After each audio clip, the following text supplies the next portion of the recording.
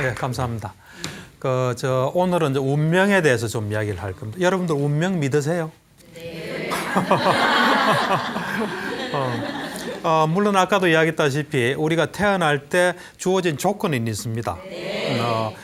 주어진 조건, 그러니까 뭐 건강한 몸을 가지고 태어날 수도 있고 또 건강하지 않은 몸, 또 어떤 가정, 뭐 여러 가지 조건이겠죠. 네. 그렇지만 그거를 또 어떻게 하느냐에 따라 이제 뛰어넘는 길이 있어요. 네. 그래서 먼저 이제 부처님께서 이 운명에 대해서 어떻게 보셨는지, 뭐 지혜가 많으신 분이니까 그분의 말을 이제 시작으로 해서 오늘 이야기를 좀 전개해 가겠습니다. 부처님은 역사적이신 분이에요. 실제로 계셨던 분인데 지금으로부터 한 2,500여 년 전에 계셨던 분이죠. 그 당시에 굉장히 종교 사상이 발달했을 때입니다. 지금 있는 종교는 다 있었어요. 그리고 여러 가지 뭐 과학은 발달하지 않았지만 여러 가지 인간의 어떤 정신으로서 개발할 수 있는 건 다 개발된 상태에 있었다고 볼 수 있습니다. 그래서 오늘날 있는 종교랄까 사상 세 가지는 다 있었어요. 뭐냐면 우리가 많은 것들을 볼 때 여러 가지 어떤 종교나 사상들이 있지만 세 가지로 다 집약될 수 있습니다. 하나는 뭐냐면 모든 것은 운명에 의해서 결정된다는 거예요. 아까 말한 운명. 그다음 두 번째는 어떤 창조주가 있어서 창조를 하고 그걸 다 관장한다고 보는 거예요. 세 번째는 그런 건 없다. 그냥 일어나는 건 아무런 원인도 없고 그 어떤 조건도 없이 그냥 우연하게 다 일어난다 하는 그 세 가지 주장으로 다 이렇게 귀착될 수 있습니다. 그래서 그 당시에도 그게 있었어요. 그래서 이제 부처님께서 그 앙구따라 니까야에 그 외도의 주장경에 보면은 이제 이 말씀을 하세요. 세상에 대표적으로 세 가지 주장이 있다. 하나는 뭐냐면은 우리가 뭐 즐거운 걸 느끼든 괴로운 걸 느끼든 즐겁지도 않고 괴롭지도 않은 걸 느끼든 간에 그것은 다 전생에 지은 어떤 행위에 의한 것이다. 말하자면 우리가 뭘 경험하든 간에 그것은 다 전생에 의해서 결정되는 것은 운명론이죠. 그다음 두 번째는 뭐냐면 우리가 뭘 경험하든 간에 그것은 어떤 창조주가 있어서 그것을 그 때문에 우리는 그걸 겪는다 이렇게 보는 거예요. 이제 세 번째는 뭐냐면 우리가 뭘 경험하든 간에 그것은 어떤 원인도 없고 조건도 없다. 그냥 우연하게 일어나는 거다. 이제 그런 주장이 있다 그랬어요. 그래서 그 주장을 하는 사람들을 어떤 지혜로운 자가 자세히 물어보면 그렇게 주장하는 이유가 뭐냐고 자세히 물어보면은 그 사람들이 대답을 하는데 그걸 가만히 들어보면은 자기들 스승이 그렇게 이야기했다. 또 내지는 자기들이 믿는 종교의 교리가 그렇다. 내지는 또 자기가 하여튼 그렇게 생각한다. 그런 결론에는 도달하지만 그것 속에는 업을 짓는 건 없다. 업이란 게 뭐냐면 우리가 어떤 원인을 만드는 거예요. 업을 지으면 그 결과를 받거든요. 과보를. 그래서 그런 어떤 원인을 발생시키는 건 없다. 왜냐하면 이 세 가지에 다 결정이 돼 있으니까. 이제 그런 이야기를 하세요. 그러면서 어떤 이제 반박을 하시냐면은 그래서 이제 부처님께서 아까 말한 그 세 가지 주장을 하는 사람, 예를 들면 모든 것은 전생에 지은 어떤 행위의 결과다.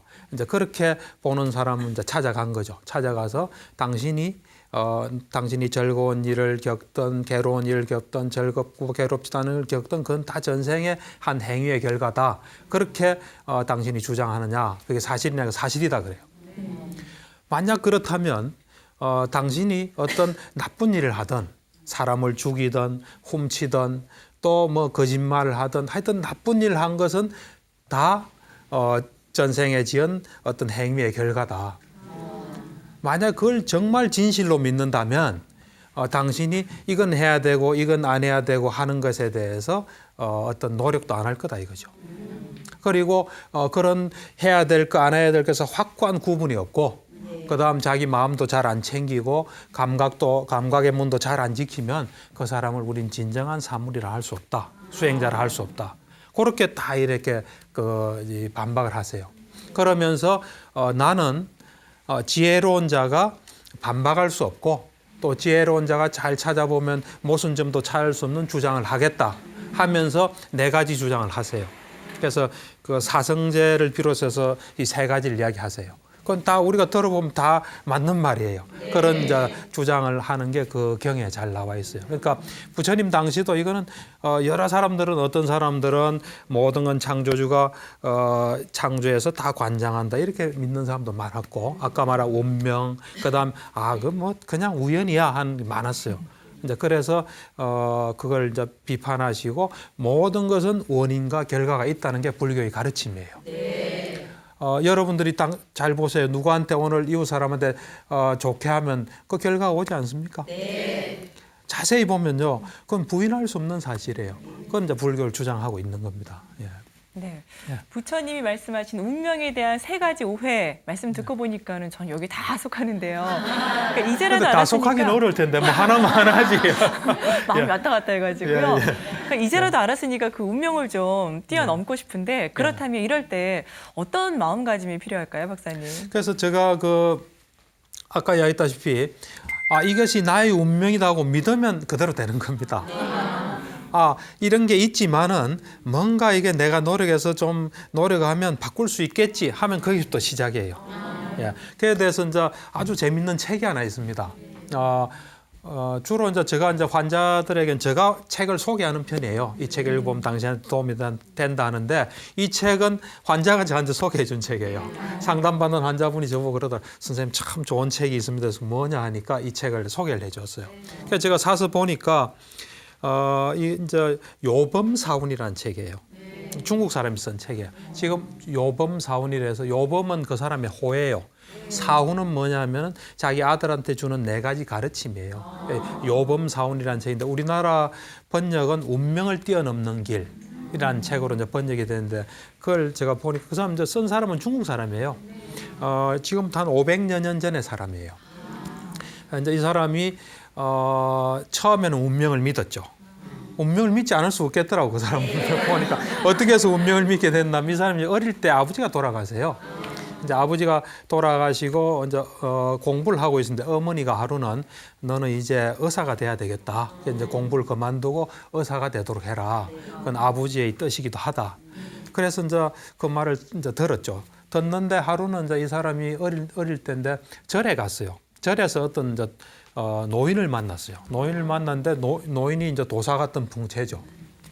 그분이 이제 이 사람을 보고 당신은 가만히 보니까 앞으로 벼슬길로 나갈 사람인데 공부를 해라 이런 거예요. 옛날에 의사가 되면 이제 의원에 따라다니면서 뭐 심부름도 하고 책은 안 읽는 거거든요.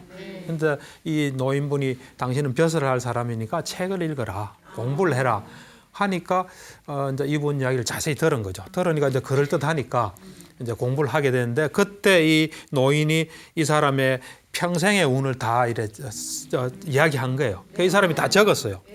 그래서 이제 이야기를 하는데 보니까 참 신기하게 하더라고요. 당신은 언제 무슨 시험을 쳐서 몇 등을 하고, 당신은 또 언제 시험 쳐서 몇 등을 하고, 몇 등을 하고, 그래 쭉 해서 계급은 어떻게 되고, 당신이 그 당시는 이제 월급을 녹봉이라 그랬거든요.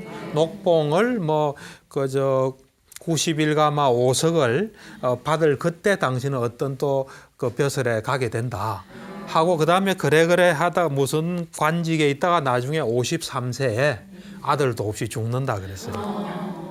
그래서 이 사람은 처음에는 안 믿었죠. 처음에는 그렇나 했죠. 그런데 첫 시험을 쳤어요. 그 사람이 말한 대로 47등인가 딱 된 거예요. 그 다음 또 시험 치는데 또 예정대로 된 거예요. 계속 등수가 정확하게 맞으니까요. 믿지 않을 수가 없죠. 그리고 이 사람이 어떤 지혜가 있어서 세상에 진리를 아는 것도 아니고요. 그래서 이 사람이 이제 조금씩 믿기 시작한 거예요. 근데 결정적으로 믿기 시작한 거는 아까 말한 녹봉이 90일가마 몇 가마일 때는 어떻게 할 거다 했는데 한 75가마일 때 그런 그 제의가 들어온 거예요. 그래서 그때 약간 의심했어요. 이거 틀릴 수도 있다. 지금까지 등수는 확실히 맞췄지만 이게 좀 틀릴 수 있다 했는데 그래가 자기가 이제 어떻게 그 관직으로 나가려고 하다가 잠시 이래 무산됐어요. 무산되면서 그 뒤에 정말로 우연하게 발탁이 된 거예요. 그때 녹봉 받은 걸 계산해 보니까 그 사람이 말한 대로 똑같은 거예요. 이제 거기서 완전히 믿게 된 거예요. 그 다음부터는 이 사람은 운명을 완전히 믿은 거죠. 그래서 운명을 완전히 믿고 그냥 운명대로 사는 거예요. 노력하는 것도 없고 그 다음부터는 일체 생각 안 해요. 내가 잘 살아야지 뭐 해야지 일체 노력 안 하고 그냥 사는 거예요. 그래서 하루는 이제 절에를 간 거죠. 절에를 갔는데 이제 스님하고 만나서 둘이서 3일간을 보냈는데 이 사람이 가만히 앉아서 아무 생각 없이 앉아 있거든요. 스님이 보니까 놀란 거예요. 야, 이 사람 대단한 경지다. 그래서 이제 스님이 이 사람한테 이야기를 했어요. 당신 참 대단하다. 보통 사람들은 다 생각을 하는데 당신은 3일 동안 어떻게 한 생각을 안 할 수 있나? 하니까 이 사람이 당신 참으로 비범한 사람이라니까 아니 난 비범하지 않고 난 운명을 믿기 때문에 아무 생각 안 한다. 그러니까 이제 스님이 당신이 참 비범한 줄 알지만 당신 참 평범한 사람이구나. 운명을 믿으니까. 평범한 사람들은 운명대로 되는데 당신은 운명을 믿는 거 보니까 평범한 사람이다. 하면서 이제 이야기를 막 시작해요. 하다가 스님이 운명을 개척할 수 있다. 당신이 뭔가를 바라고 그에 합당한 노력을 하면 그렇게 된다. 유교 경전에도 그래 있고 불교 경전도 그래 돼 있고 부처님도 그래 말씀하셨고 뭐 쭉 이제 중국에서는 육조 단경이라는 걸 굉장히 높이 치거든요. 육조 단경에도 그래 있다. 하니까 이 사람이 이제 마음이 동한 거예요. 아, 그러면 나도 한번 해봐야 되겠다. 그러면서 호를 바꿔요. 원래는 다른 호인데 요범으로 바꾼 거예요. 이게 이제 요자가 한자로 보면 완전하게 한다, 뭐 뛰어넘는다 이런 거예요. 범은 평범한 거예요. 이제 나는 평범한 걸 뛰어넘겠다. 그래서 이제 호도 바꾼 거죠. 그러고 난 뒤에 이 사람이 자기가 그 점 봤을 때 운명 그 봤을 때 불가능한 거 그거에 도전할 때는 항상 좋은 일을 3,000가지를 해요. 좋은 일 3,000가지를 내가 이 일을 하기 위해서 좋은 일 3,000가지를 하겠다 하고 그걸 해요. 예를 들면 자기가 지금까지는 과거는 안 된다고 생각한 거예요. 그런데 그 과거를 보기 위해서 3,000가지 좋은 일을 딱 마음속으로 결정한 거예요. 그래서 항상 이제 이 사람은 매일 일과가 좋은 일에서는 좋은 일 적고 나쁜 일에서는 나쁜 일 적고 그래서 나쁜 일 하면 좋은 일 하나 빼요. 이렇게 해서 이제 3,000가지를 채우는 거예요. 그래 하고 난 뒤에 자기 운명에 없는 거를 이래 개척해요. 그러고 난 뒤에 다시 아들이 없다 그랬잖아요. 그래서 이제 아들을 또 보기 위해서 또 3,000가지 또 좋은 걸 해요. 그래가지고 또 아들을 봐요. 그리고 이 사람이 원래는 53세까지 산다 그랬거든요. 근데 이 요범 사원을 지을 때 아들한테 이야기하는 거예요. 그게 69세 때, 69세 때 4가지 가르침을 쭉 줘요. 그러니까 착한 일 하는 법, 뉘우치는 법, 또 덕을 많이 쌓은 사람들이 잘 풀리는 법, 뭐 이런 쭉 해서 이제 적는 거예요. 그리고 73세로 돌아가세요. 그래서 그걸 보니까 얼마든지 그 운명이 이렇게 바뀔 수 있는 거예요. 근데 바뀌는 거는 그냥 있다고 바뀌는 건 아니에요. 좋은 일 하고 남을 도우면서 바뀌는 거예요. 노력해서 바뀌는 거예요. 이제 그런 게 하나 있고, 그 다음에 불교 경전에도 재밌는 이야기가 하나 있어요. 자타카라는 경전이 있는데, 그 자타카 경전에 보면은 자타카는 부처님의 전생 이야기예요. 이제 우리는 뭐 지금 불교 좀 믿고 이러면은 나이 드신 아주머니들 보살이라 그러거든요. 그런데 이 초기 불교에서는 부처님만이 보살이에요. 경전에 그 보살하면 부처님이에요. 그러니까 그 부처님의 보살 때 이야기인데. 그 당시에 아주 강력한 왕이 한 사람이 있었어요. 근데 이 사람이 싸움을 좋아해요. 전쟁을 하고 싶은데 아무도 자기하고는 안 붙는 거예요. 안 붙으니까, 왜냐면 붙으면 져니까. 그러니까 이 사람이 이제 신하들한테 내가 좀 싸움을 할 수 있는 길이 뭐가 있겠나 하니까 그 신하가 당신 지금 대왕님의 딸 넷이 있는데 딸이 참 아름답다. 그러니까 딸을 이래 다른 나라로 보내면 사람들이 욕심이 나서 불러들이면 그때 전쟁을 하면 된다. 왜 우리 딸을 데려갔나 이래서 시비 거는 거죠. 터집 잡아서 하면 된다. 그래가지고 딸들 이래 전국으로 이렇게 보내요. 보내는데 사람들이 다 소문이 나 있으니까 아무도 그 여자들을 왕녀들을 안 들어요. 그냥 대전마하고 다 보내는 거죠. 그런데 이제 어느 나라에 갔더니만 아주 그 현명한 대신이 하나 있어서 이제 저 왕녀들을 왕비로 맞아들이고 그냥 싸워도 이길 수 있다. 이래 이제 왕한테 이야기한 거예요. 그래가 그 왕녀들 아름다운 왕녀를 이제 왕비로 맞아들이고 하니까 당연히 전쟁이 벌어졌죠. 이제 옛날 전쟁은 이래 지금하고 다릅니다. 옛날 전쟁은 서로 딱 대치한 상황에서 전쟁을 해요. 군사를 딱 대치한 상황에서 전쟁을 탁 시작하거든요. 우리 삼국시대 전쟁 보면 그렇잖아요. 사극에서도. 그래서 딱 대치해서 전쟁을 하거든요. 그래서 서로 대치 상황에서 이쪽 이 왕이 가린과 왕이라는 분인데 이 왕이 이제 싸움을 건 왕이에요. 이 왕이 딱 대치된 상황에서 보니까 그 이제 보살이, 그러니까 전생의 부처님 보살이 수행자였어요. 보살이 있으니까 저분은 알 거다 하고 가서 물어봐요.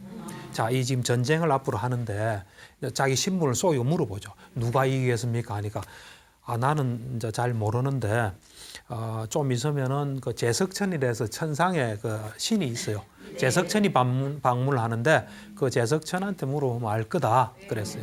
그럼 그걸 좀 알아봐 달라 그랬어요. 그 제석천이 왔는데 이제 이런 지금 전쟁이 벌어졌는데 누가 이기겠냐 하니까 가린가 왕 쪽이 이긴다 그랬어요.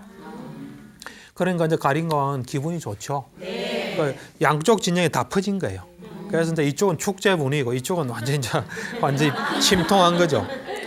그런데 이 대신이 하는 말이 이제 이 보살을 찾아가요. 찾아가서 내가 이런 소문을 들었는데 그런데 어떻게 해서 지나 구체적으로 좀 이야기해 달라. 그러니까 근데 그 앞에 가린가 왕한테는 그 말을 하려고 했는데 이긴다니까 그냥 가버린 거예요. 그러니까 이제 자세히 이야기하는 거예요. 지금 이 두 왕의 수호신이 있다. 그 수호신이 있는데 그 수호신 그 이기는 쪽 왕은 흰색 소가 수호신이고 지는 쪽은 검은색 소다. 그걸 이야기를 딱 들은 거예요. 그래 이 대신이 딱 돌아가서 어떤 걸 하냐면은 왕하고 가까운 친구 있죠. 친구면서 이제 부하죠. 대신 1000명을 좀 오라 그래요. 1000명을 오라 그래서 저 산으로 데려가요. 산에 낭떠러지에 들어가서 자 한번 굴러 떨어져 봐라. 왕을 위해서 한번 굴러 떨어져 봐라 하니까 그 사람들은 충성심이 막 굴러가요. 그러니까 됐다. 여기서 죽으면 무의미하니까 이제 왕을 위해서 당신 죽을 때다. 하고 이제 가요. 가가지고 그 1000명을 그 제일 앞에다 배치를 하는 거예요. 전쟁에서 요 전선에 배치하고 그다음 왕 보고 그래요. 지금 전쟁이 벌어지면 당신 눈에는 수호신이 보인다. 단 사람 눈에는 안 보여요.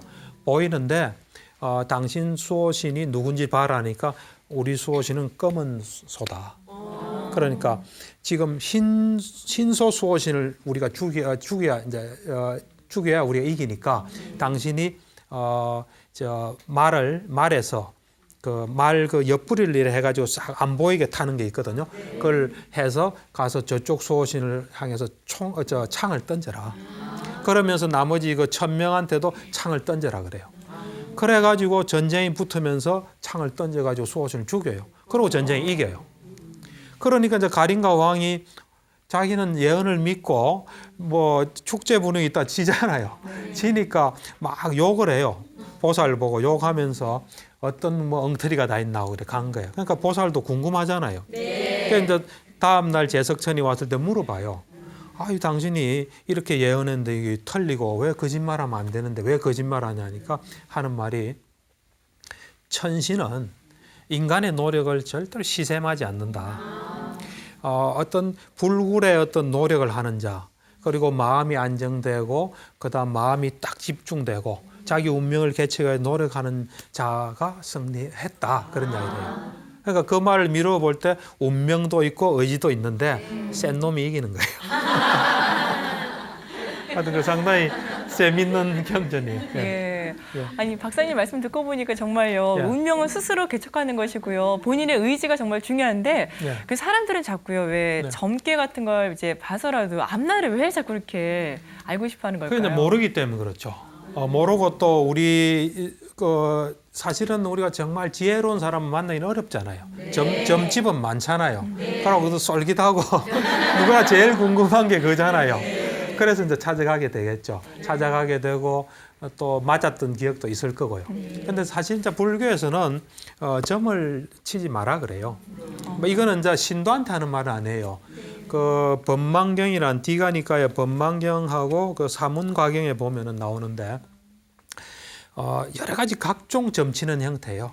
점을 친다든지 해몽을 한다든지 관상을 한다든지 또 태기를 한다든지 집자리를 본다든지 소위 말하는 그런 거 있죠. 그런 것들을 부처님은 이제 하지 않는다. 그래서 보통 사람들이 부처님을 칭송한다. 이제 그런 이야기도 하고 그 다음에 이제 출가한 사람들은 그런 걸 하지 않는다. 그건 개다 하고 개로 딱 정해져 있어요. 그래서 점을 치거나 관상, 태길, 집자리, 뭐 날짜 보고 뭐 이런 건 일체 비구들은 안 하죠. 예, 스님들은 그게 개로 딱 그래 정해져 있습니다. 근데 아무래도 어떤 데는 뭐 자꾸 물어보겠죠. 스님한테 가서 물어보기도 하고. 우리가 사실 스님을 좀 잘 보호해야 돼요. 예, 그런 개를 잘 알아서 이런 거는 어기게 하지 않아야 되겠구나 하고 우리가 이제 잘 보호해야죠. 술도 마찬가지고 여러 가지. 네. 그 부처님께서는 앞날을 점치지 말라 하셨는데 네. 우리는 이런 점이나 직감 같은 걸 통해서 네. 우리의 삶은 이럴 것이다라고 속단하고 자꾸 예단하고 그런 경향이 있는 것 같습니다. 네, 자, 이렇게 운명과 관련해서 고민 있으신 분들이 또 사연을 많이 보내주셨는데 네. 그 사연들 몇 가지 좀 지금부터 소개를 해드리도록 하겠습니다. 첫 번째 사연은요. 저는 소띠이고 오후 3시에 태어났습니다. 제 사주를 본 역술이는 오후 3시면 소가 한창 일할 때라면서 평생 일하며 고되게 살아야 한다고 말했습니다. 이 말을 들으니 어차피 평생 일하며 살 거 돈은 뭐하러 모으나 싶은 것이 모든 일에 의욕이 없어집니다. 이런 사연 주셨어요, 박사님. 답을 좀 주세요. 근데 우리가 보면 12간지라해서 12가지로 나누잖아요. 그래서 이제 어느 시간에 태어나면 어느 때 태어나면 띠가 뭐고 그러잖아요. 근데 그거를 그대로 믿을 수 있을까요?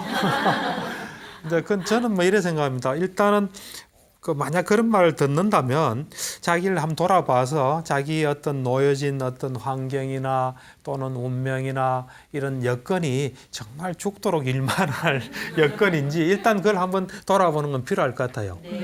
그러고 그런 게 전혀 근거가 없다 하면 믿을 이유가 없죠. 믿을 이유가 없고 만약에 또 그렇다면 그럴 때 그거를 좀 다르게 마음가짐을 다르게 해야 될 거예요. 그래서 일을 많이 한다 하면은 일을 많이 하는 것도 정말 창조적으로 자기한테 도움 되게끔 또 재밌게 일을 해야 되겠죠. 그리고 내가 일 많이 해야 되니까 무슨 그거냐면서 돈 쓰고 그러면 안 되겠죠. 하여튼 좀 지혜롭게 대처해야 될 것 같아요. 예. 마음가짐을 바꿔라. 예, 그렇죠. 이런 말씀해 주셨고요. 다음 사연 소개해 드릴게요.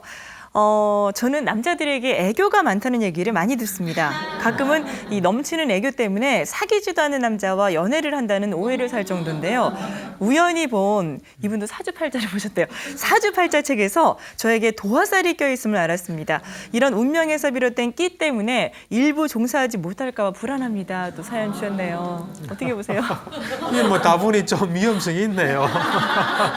이제 이런 경우는 왜냐하면 남자들이 오해를 잘하거든요. 네. 조금만 잘해줘도 자기 좋아하나 해서 자꾸 일이 생길 수 있죠. 또 세상에는 좋은 남자만 있는 거 아니잖아요. 아주 집념이 강하고 집차이 강하고 내가 저 여자를 내 여자로 만들어야 되겠다 하면 막 포기 안 하고 집요하게 하잖아요. 그렇게 되면 운명에 탁 걸리게 되는 거죠. 그러니까 여자들은 남자를 좀 조심해야 돼요. 무섭게 생각해야 되고 쉽게 생각하면 안 돼요. 그러고 좀 잘해주면 잘못하면 오해도 굉장히 생기거든요. 그래서 남자들한테 너무 친절한 건 좀 곤란하죠. 나도 저 사람이 참 좋을 때는 하는 게 괜찮지만 나는 별 뜻없이 단순히 남자들이 자기한테 좀 그래 하면 좋아하는 데서 하면은 큰일 생길 수 있죠. 그러면 정말 일부 종사 못할 수도 있겠죠. 그러니까 이제 그런 걸 자기가 잘 보고 내 성격에 위험을 초래할 수 있는 이런 게 있다 하면 자기가 자기를 안전하게 잘 보호해야 되겠죠. 예. 그러고 그런 일이 이제 생기지 않게끔 철저히 조치를 해야 되겠죠. 예. 다음 사연은 남자분이 주셨습니다. 저는 20대 초반 남자입니다. 한 해 반은 아르바이트를 하고 반은 여행을 떠납니다. 이렇게 사는 것이 아직은 행복하고요. 그런데 절 보고 많은 사람들이 역마살이 껴서 그렇다고 합니다. 저는 그저 다른 세계 사람들을 만나고 새로운 경험을 하는 것이 좋을 뿐인데 사람들 말처럼 역마살 때문에 평생 여기저기를 떠돌면서 살아야 할 팔자일까요? 그런 직업을 찾아야 할지 고민되네요 하셨어요. 하여튼 그런 이야기를 들으면 사실 우리가 남 이야기로 들을 때는 그냥 웃고 말지만 자기 경우가 되면 또 달라지거든요. 이제 그럴 때 정말 자기를 한번 돌아보는 게 좋을 것 같아요. 자기가 정말 한 곳에 정착 못하고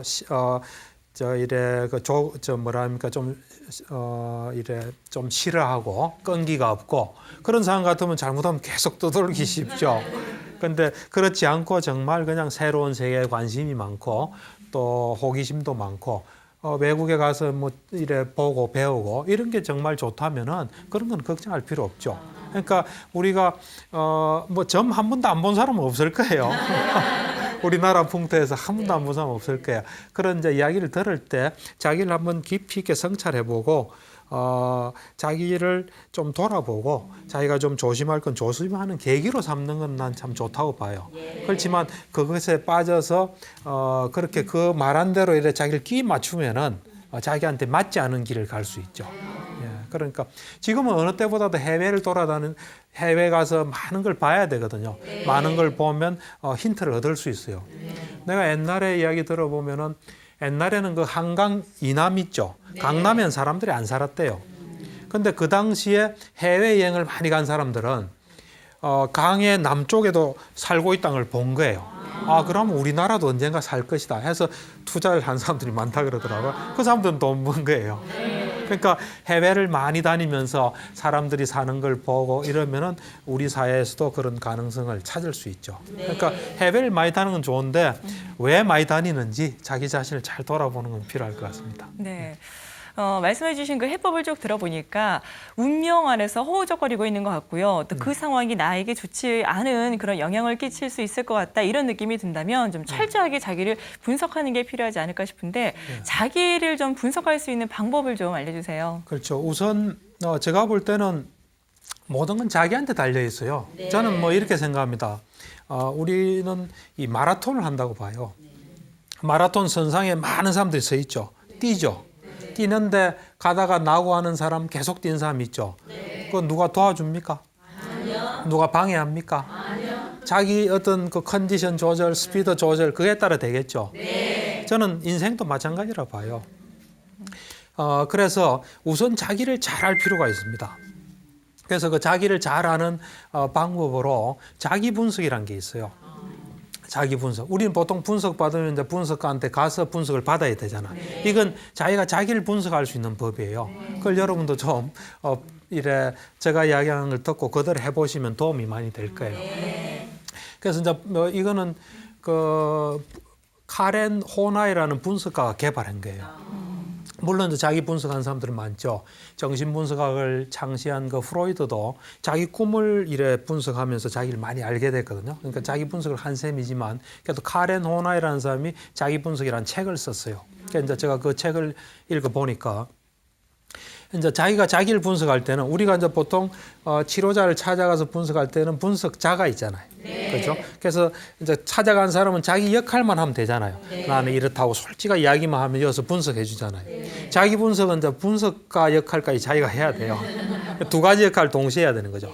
솔직하게 자기를 드러내는 노력, 또 그걸 드러낸 걸 가지고 잘 분석하는 분석가의 노력. 이 두 가지를 하면 이제 자기 분석이 되는데, 우선은 이제 중요한 거는 이제 이 환자, 이 분석 받는 사람의 역할을 해야 돼요. 그거는 뭐냐면은 그냥 자기 마음에서 이래 떠오르는 생각들을 그냥 이렇게 쭉 적는 게 좋아요. 그냥 생각이라든지 주로 적으면 좋죠. 적고 그 다음에 그걸 가지고 이래 가만히 보고 있으면 아, 이래서 이랬구나 하는 게 탁 떠오르는 경우가 많아요. 또는 내지는 이제 자유현상이라 그러거든요. 생각나 떠오르는. 그걸 하다 보면 이렇게 또 연결이 되는 경우가 많아요. 그래서 예를 한번 들어볼게요. 이 사람은 치료는 안 받았어요. 근데 이제 두통을 자기 분석으로 해결한 사람이에요. 뭐냐면 이 사람이 사업하는 사람인데 자기 부인이랑 또 자기 친구 둘하고 이제 연극을 보러 간 거예요. 근데 연극을 보는데 굉장히 두통이 심했어요. 그래서 두통이 심해가지고 이제 갔다 왔는데도 계속 두통이 있는 거죠. 그래서 이 사람은 이제 자기 분석을 하는 사람이니까 이상하다. 내가 저 연극 보러 가기 전에는 두통이 없었어요. 그러고 뭐 연극이 썩 재미있진 않았어요. 그렇다고 재미없는 것도 아니었어요. 그런데 전에도 보면 재미없는 연극 본 데에서 또 두통이 온 건 아니에요. 그런데 이제 그런 걸 자꾸 이렇게 이제 자유연상을 하면서 그렇지만 내가 오늘 본 연극은 버나드 쇼 연극처럼 뭐 재밌는 연극 좀 재밌지는 않았다 하면서 딱 떠오르는 생각이 있는 거예요. 그때 뭐가 떠올랐냐면 이 연극을 보러 가자 할 때 뭘 보러 갈까 하고 자기 이제 부인하고 이야기하다가 자기 의견이 묵살당한 거예요. 묵살당하고 자기 부인이 가자는 대로 간 거예요. 그때 자기가 아, 내 의견이 묵살됐구나 하는 걸 탁 깨닫자 두통이 탁 없어졌어요. 그런 식으로 하다 보면 뭔가 이래 잘 제대로 분석이 되면 두통이 탁 없어져요. 이제 그래서 그때는 두통이 없었죠. 없고 이제 며칠 지나고 자는데 자다가 깨면서 두통이 굉장히 심하게 있었어요. 그래서 아, 이상하다. 왜 두통이 이렇게 심하지 하고 이제 가만히 생각을 해보니까 그 전날 자기가 회의가 있고 회의를 하고 났는데 술을 많이 먹었어요. 그래서 아, 술 먹어서 그렇나 하고 이제 생각을 한 거예요. 그래도 이제 두통은 안 없어졌죠. 이제 그러면서 계속 자기가 이제 이 분석을 한 거죠. 연상을 한 거죠. 하면서 아, 이제 그런데 깨가지고 있는데 이 파리가 윙윙 이렇게 다녔어요. 파리가 윙윙 다니까 짜증이 굉장히 많이 난 거예요. 짜증이 많이 났는데 그때 갑자기 어젯밤 꾼 꿈이 생각난 거예요. 꿈에 어떤 꿈을 꿨냐면 빈대가 2마리 있고 빈대 있죠. 빈대를 자기가 종이로 이렇게 탁 이렇게 짓눌러서 죽인 꿈이 탁 생각난 거예요. 그러면서 이제 또 종이에 대한 연상이 또 든 거예요. 아, 종이 하니까 내가 어렸을 때 그림을 잘 그려서 엄마한테 보여줬는데 엄마가 시큰둥하게 반응한 게 또 생각이 난 거예요. 뭔가 다 감정하고 관계된 거예요. 그러다가 또 가만히 있는데 어제 저 중력 회의가 생각난 거예요. 그 회의에 뭐 자기가 좋은 의견을 냈는데 묵살당했어요. 의장하고 자기 반대파한테. 그러면서 반대파가 느낌에 꼭 흡혈귀 같다, 빈대 같다는 생각이 든 거예요. 그러면서 아, 내가 왜 그 빈대를 종이로 한 꿈을 꾼 걸 알고 두통이 없어졌어요. 그런 식으로 자기한테 힘든 일이 있을 때 있는 그대로 자기 마음의 흐름을 쭉 보다 보면 연결이 되고 그래서 자기를 좀 더 알고 아, 내가 그때 뭔가 속으로 억압된 분노가 있었구나. 그 분노가 두통이 오게 했구나. 이래 이제 해서 자기 문제가 풀리는. 그래서 문제 있을 때마다 분석하면 없어지는 거죠. 병원 갈 필요 없이. 네, 그게 자기 분석입니다. 예. 그냥 이렇게 좀 말씀을 드릴 때는 그 자유 연상이라는 예. 게 굉장히 쉬운 것처럼 느껴지는데요. 예. 또 집에 가서 해보려고 하면은요, 예. 잘 생각이 안 날 때가 있어요. 그렇죠. 사실은 이제 처음에 뭐 저 같은 사람한테 분석을 좀 받고 분석 받으면 이제 자유연상 하는 걸 훈련을 하게 되거든요. 하고 나면 이제 이래 하면 제일 좋죠. 예. 그렇다면 그런 자기 분석을 통해서 자기의 성격 때문에 상황이 안 좋아지고 운명도 나쁜 쪽으로 이렇게 흘러가는 것 같다. 이런 기분이 들 때는 좀 과감하게 성격을 고쳐야 되겠어요. 당연하죠. 저는 그 성격이 운명이라 봐요. 성격이 어떠냐에 따라서 이 세상이 이제 전개가 되는 거죠. 이렇게 좀 비유를 하면 여러분들이 뭐 화투를 치잖아요. 화투 칠 때 이 4명이 치면은 패가 비슷한 확률로 갑니까? 안 그러면 특별히 어떤 사람한테는 잘 갑니까? 비슷하게 가죠. 확률은 비슷한 거예요. 비슷한데 그 패를 보고 아, 이걸 어떻게 쳐야 되겠다 하면서 상대방이 패 처음 낸 걸 보고 아, 저기는 뭐가 있을 거다 하고 하면서 잘 운용하죠. 잘 운용하면 딸 수 있죠. 마찬가지로 우리도 살아가면서 사람을 만나잖아요. 또 어떤 조직도 만나잖아요. 그럴 때 잘 이래 운용하면은 화투판에서 돈 따듯이 인생판에서 성공하는 거죠. 그게 나는 운명이라 봐요. 그러니까 어떻게 세상을 보고 있냐에 따라서 내가 볼 땐 재벌 회장 같은 분은 다 돈이 막 보일 거예요. 아, 요렇게 하면 돈이 되는데 다른 사람 눈에는 안 보이는 거예요.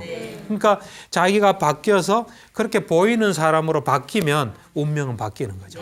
그래서 이제 운명이 바뀔 수 있는 길은 뭐 여러 가지가 있다고 봅니다. 하나는 이제 분석이나 치료를 받아도 그게 바뀔 수 있어요. 예. 이제 그 전에는 세상을 이렇게 봐. 예를 들면 자기보다 나은 사람을 보면 언제나 경쟁자로 보고 자기보다 나은 사람이 있으면 기분 나쁜 거죠. 집에 오면 화나고 짜증나고. 그런데 뭐 이런 상담이나 이런 걸 통해서 나은 사람을 보면 그 사람한테 뭔가 배우는 거로 바뀌면은 자기가 이제 점점 좋아지는 거죠. 그렇듯이 치료나 분석을 통해서 세상을 보는 게 바뀌면은 그 사람의 인생은 다르게 전개되는 거죠. 우리가 뭐 이런 비유는 자꾸 해서 그렇지만 화투 이래 치는 걸 기술을 잘 배우면 잘 많이 딸 수 있잖아요. 그렇듯이 우리도 세상 살아가는 법을 잘 배우면 잘 살아갈 수 있는 거예요. 예. 그래서 저 경우에는 성격이 운명이다 이래 봐요. 근데 언젠가 보니까 어떤 분이 그랬더라고요. 이 성격을 바꾸면 뭐 사업이 달라진다 이런 식으로 뭐 쓴 사람도 있더라고요. 그래서 제가 볼 때 이제 성격을 바꿀 수 있는 길은 하나가 치료나 이 분석이고요. 두 번째는 수행을 통해서 운명이 바뀐다 봐요. 수행을 통해서 이제 어떻게 바뀌냐면 뭐 수행도 여러 가지 수행이 있겠죠. 그렇지만 우리가 우리 자신을 순간순간 있는 그대로 관찰하는 수행을 하면은 내 마음에서 나한테 진정으로 도움 안 되는 게 올라오잖아요. 그러면 그럴 때 자꾸 도움되는 쪽으로 바꾸어 가잖아요. 그리고 사람을 보면 저 사람이 나한테 필요한 사람인데 내가 그냥 화가 나고 말 이상해 버리면 그 사람 놓치잖아요. 그럴 때 자기 마음을 잘 다스리고 그 사람과 더불어 좋은 관계를 맺으면 내 인생이 잘 풀리잖아요. 그렇듯이 우리가 수행을 또 제대로 해도 인생은 풀린다 봐요. 그리고 저는 이제 이런 생각을 참 많이 하는데 여러분들도 나이도 이제 지긋하신 분도 있고 하니까 성인병도 많잖아요. 뭐 고혈압이다, 당뇨다 이런데 보면 어떤 집안에 이래 보면 아버지도 당뇨병, 형제도 당뇨병인데 유일하게 아닌 사람이 있어요. 그 사람을 잘 보면요, 아버지나 형제들하고는 다른 걸 한 사람이에요. 또 어떤 집은 대부분 고혈압으로 쓰러져서 뭐 중풍이 왔는데 어떤 사람은 고혈압 없이 잘 사는 사람도 있거든요. 그 사람을 자세히 보면 다른 사람하고 다르게 하는 거예요. 그러니까 우리가 어떻게 하느냐에 따라 다른 거예요. 예를 들면 나는 이렇게 혈압이 많은 집에 태어났으니까 나는 뭐 당연히 뭐 고혈압이고 이제 때 되면 약 먹어야지 하는 사람은 운명을 피해가기는 어렵습니다. 그렇지만 나는 그런 어떤 상황 속에 있더라도 그 속에서 내가 다르게 해서 이걸 벗어나겠다 하면 달라지는 거예요. 그러니까 어떻게 하느냐에 따라서 이제 달라진다고 봐야죠. 그래서 그런 것들이 이런 우리의 이제 운명을 바꾸는 거예요. 그러니까 우리는 좀 독창적으로 지혜롭게 살 필요가 있습니다. 이제 저는 굉장히 중요하다 봅니다. 예. 네. 그럼 박사님 끝으로 부처님께서 특별히 강조하신 운명을 긍정적인 방향으로 이끄는 요소가 있다고 들었습니다. 그 말씀을 좀 부탁을 드릴게요. 그렇게요. 그건 이제 뭐냐면은 부처님께서는 우리에게 이제 부처님이 말한 재산이 있습니다. 이런 재산을 좀 가지라. 그래서 7가지 재산을 말씀하세요. 7가지 재산을 가지고 세상을 잘 살아가라. 이제 요 재산은 이 세상 사는데도 도움되지만 다음 세상에도 도움이 되는 재산이다. 가져가는 재산이다 이게요. 보통 재산은 못 가져가잖아요. 돈은 다 놔놓고 가잖아요. 근데 이 재산은 가지면 가져갈 수 있고 여기서도 도움되는 재산 7가지가 있다 그랬거든요. 첫 번째가 믿음의 재산이에요. 믿음의 재산. 그 다음에 이제 계를 지키는 재산. 계 있죠. 우리가 계. 뭐 술을 안 먹다니 하는 계, 5계 뭐 이런 게 있거든요. 계를 지키는 거. 그 다음 이제 세 번째가 뭐냐면 우리가 나쁜 일을 우리가 하잖아요. 남을 피해를 준다니 남에게 나쁜 일을 할 때 부끄러워하는 마음이 있죠. 그것이 세 번째 재산이에요. 누가 안 보더라도 내가 부끄러워하는 거예요. 내가 이거 하는 건 나한테 맞지 않고 이런 거 하는 건 나한테 손해고 하여튼 부끄러워하는 이런 마음. 그 다음 네 번째는 뭐냐면 그걸 두려워하는 마음이에요. 똑같은데 이건 하나는 내 양심에 부끄러워하고 네 번째는 이제 두려워하는 마음이에요. 요 차이는 이렇게도 비교할 수 있어요. 이런 이제 왕의 여왕 이제 공주로 태어났다. 공주로 태어나고 양갓집 교수는 좀 양심에 거리낀 일하면 좀 부끄럽잖아요. 그 부끄러워하는 마음이에요.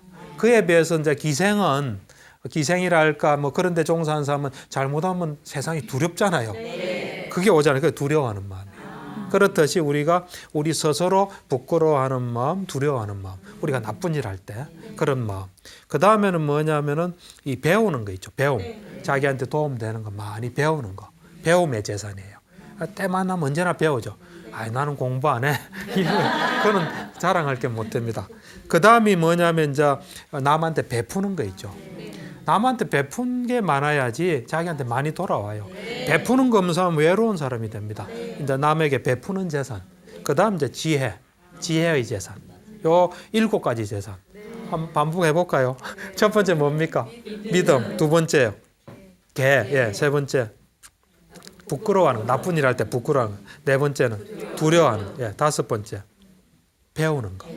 열심히 배워야 됩니다. 어떤 책에 보니까 뭐 공부하는 독종이 살아남다 이런 게 또 있더라고요. 그 다음에 6번째가요. 베푸는 거. 베풀어야 우리가 덕이 많아집니다. 우리 친구가 많아져요. 일곱 번째가 지혜. 예. 요 일곱 가지 재산을 가지고 있으면 살아가는 데 큰 도움이 됩니다. 예. 네. 자, 오늘 박사님께서 운명을 개척하는 길에 대한 강의 이렇게 해주셨는데 여러분 어떻게 이해가 되셨습니까? 그럼 큰 박수 한번 좀 부탁드리겠습니다.